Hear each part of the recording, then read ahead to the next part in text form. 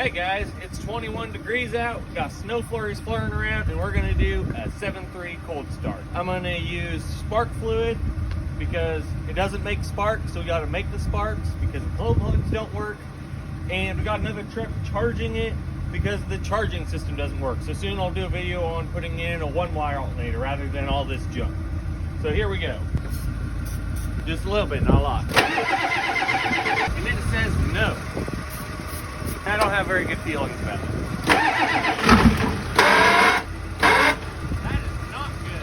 You're not supposed to do that. Fix them, because you can fix anything with them.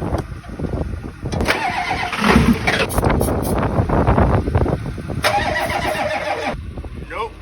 And we will be back. We'll try again.